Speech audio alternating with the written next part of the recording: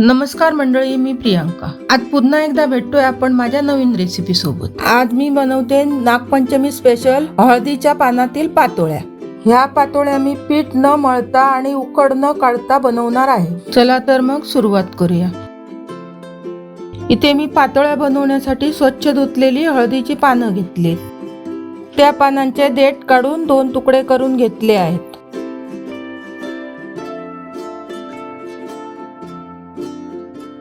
आणि आता पातोळ्यांचं सारण बनवण्यासाठी इथे मी 2 वाट्या खोबरं घेतलंय आणि 1 वाटी गूळ घेतलंय। गूळ वितळण्यासाठी मी गॅसवर कढई ठेवली आणि त्यात चमचाभर पाणी घातलं।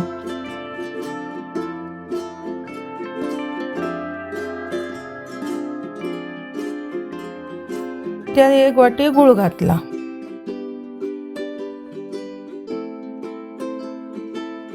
आणि गूळ वितळेपर्यंत ढवळून घेतला।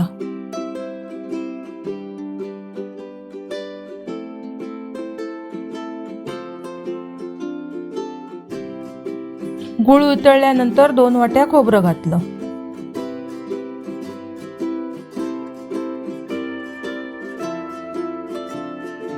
सारण व्यवस्थित चमच्याने ढवळून एकजीव करून घेतलं।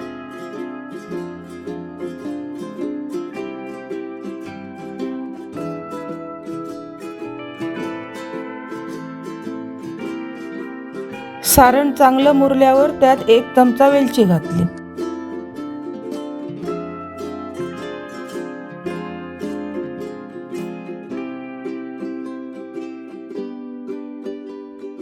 आणि मग जरासं मीठ घातलं। सारण तयार झाल्यानंतर गॅस बंद करून बाजूला ठेवलं। आता इथे मी 1.5 वाटी तांदळाचं पीठ घेतलं। त्यात जरा चवीपुरतं मीठ टाकलं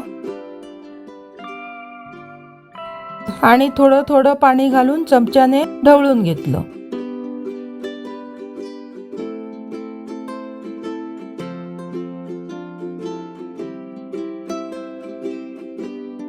पाणी एकदम घालायचं नाही, तुम्हाला जेवढं जाड हवं तेवढंच पाणी घालायचं।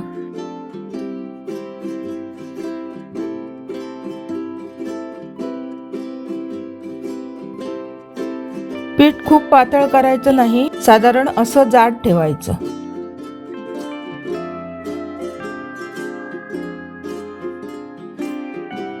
अशा प्रकारे पीठ तयार व्हायला हवं।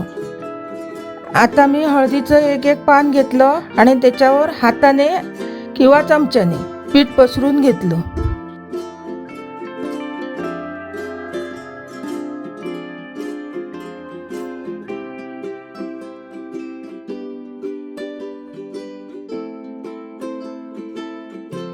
पसरल्यावर 1 चमचा सारण घातलं। तुम्हाला जास्त सारण हवं असेल तर तुम्ही त्यात भरू शकता। अशा प्रकारे मी सर्व पानांना पीठ लावून सारण भरून घेतलं।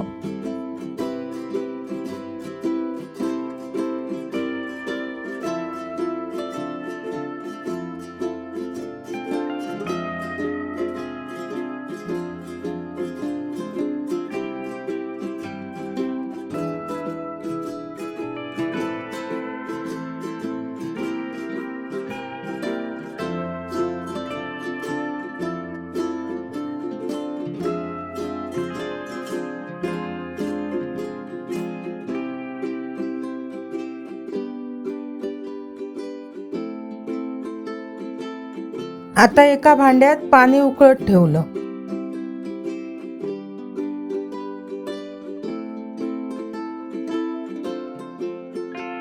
पाणी उकळल्यावर सर्व पातोळ्या चाळणीवर काढून घेतल्या।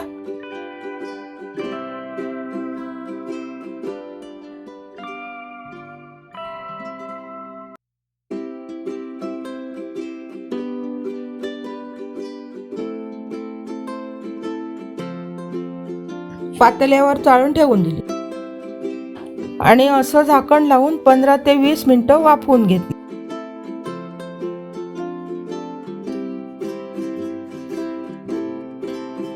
अशा प्रकारे पातोळ्या व्यवस्थित वाफवून घेतल्या आहेत।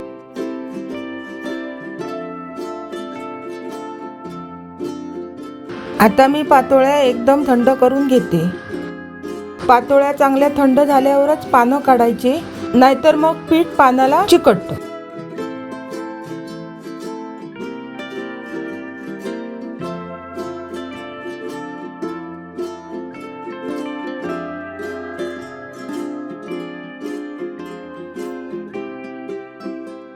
सर्व पातोळ्या मी हळूवारपणे सावकाश पानांपासून वेगळ्या करून घेतल्या.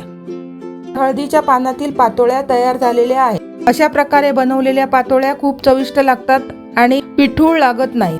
रेसिपी आवडल्यास व्हिडिओला लाईक करा आणि कमेंट करून नक्की सांगा. आणि चॅनलवर नवीन असाल तर माझ्या चॅनलला सबस्क्राईब करा.